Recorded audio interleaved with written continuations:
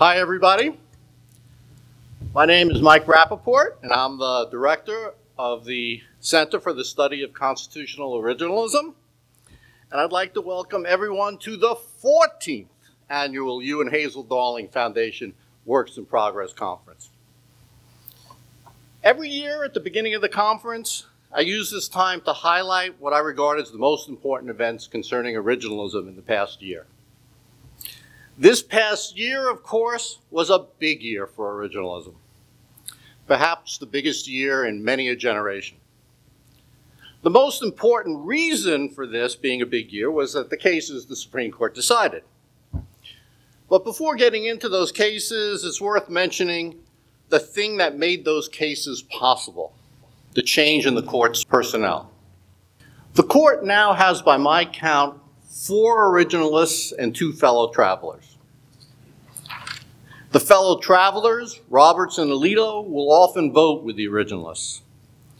The 4 originalists divide into 2 strong originalists, Thomas and Gorsuch, and 2 more moderate originalists, Barrett and Kavanaugh, with the caveat that it's a little early to clearly define Barrett at this point.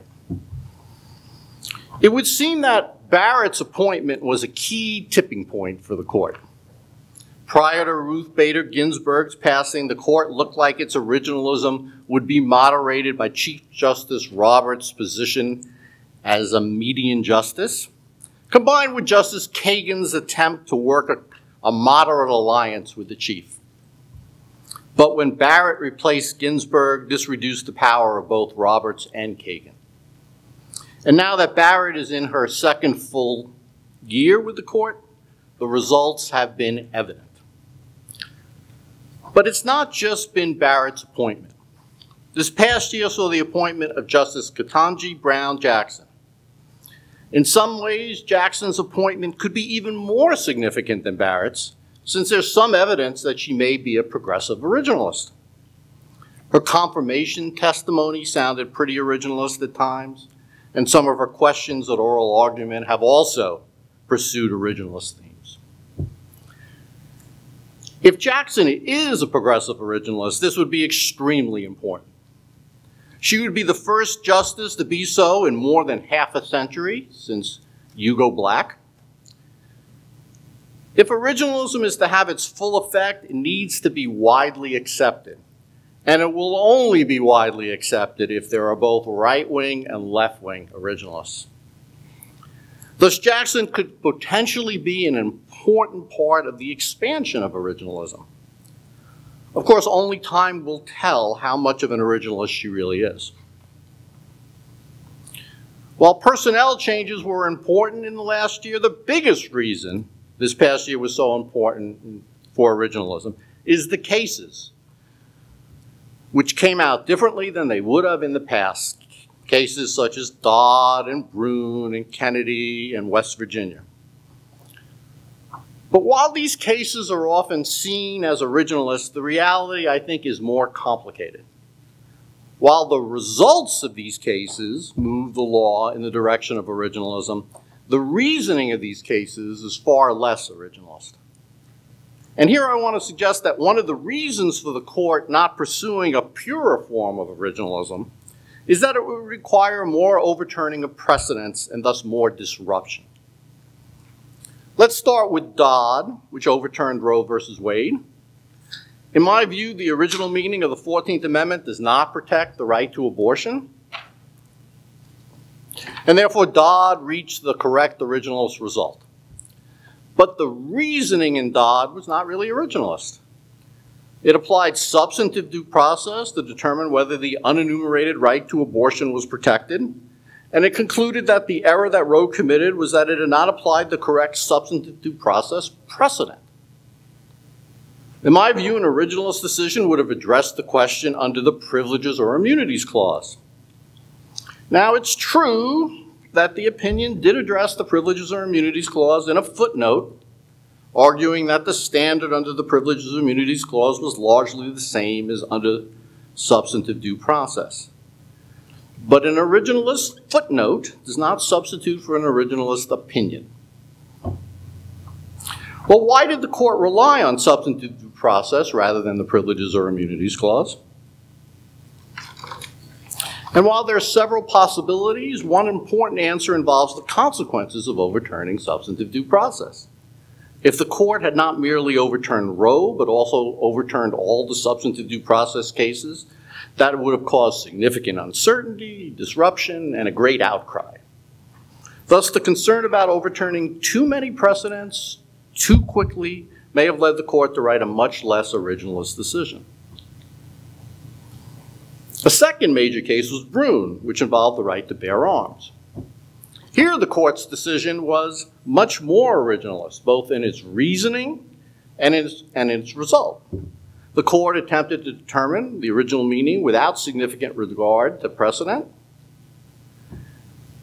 Now, I'm not endorsing every move that the majority opinion made, as the court's decision raises some interesting questions about originalism. And the court did appear to rely on substantive due process for incorporation, but in the main, Brune was a decision that sought to determine the original meaning. Now, one reason that the Brune decision could be so originalist is that it did not interfere much with precedents and existing practices.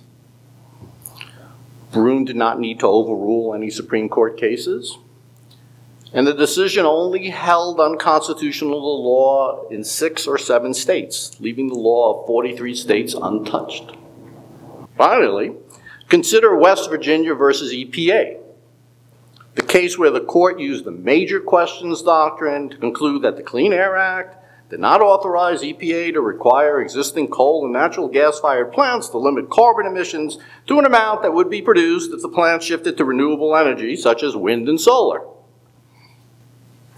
Now, to my mind, the major questions doctrine is not originalist statutory interpretation, because its requirement of a clear statement does not seek the original meaning. Now, I don't want to overstate my criticism of the doctrine. I do agree that originalist statutory interpretation would take into account the elephants in Mausholt's canon, that dramatic authority is not normally provided by implication.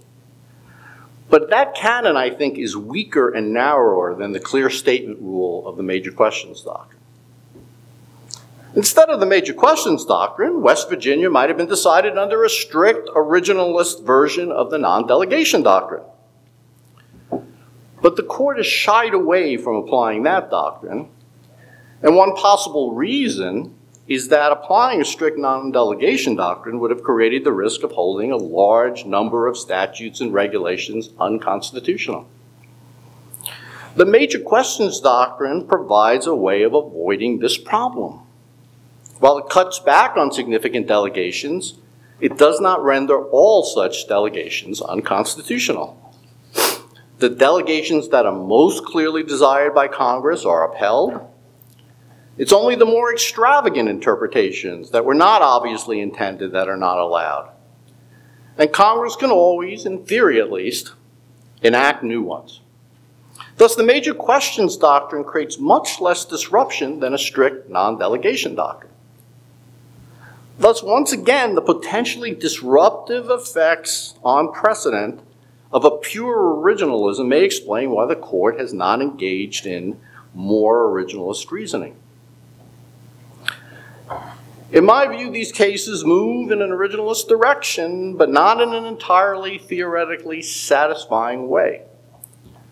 Nor, even if they sought to avoid the disruption from overturning non-originalist precedent, is it clear that this is the most normatively appropriate course. Originalists need to think more about the best way of overturning non-originalist precedents without creating too much disruption. I think maybe one of the papers for the conference actually discusses this topic. Finally, another development of the past year is the strong criticism of originalism from scholars and judges. Dean Erwin Chemerinsky has written a whole book criticizing originalism entitled Worse Than Nothing.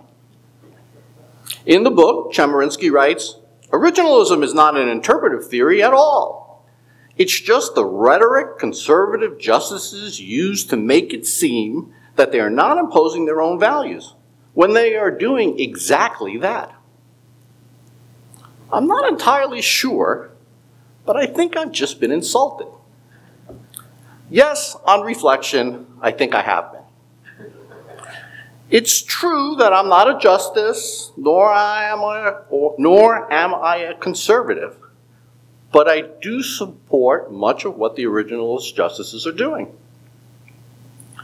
Another criticism comes from Justice Elena Kagan.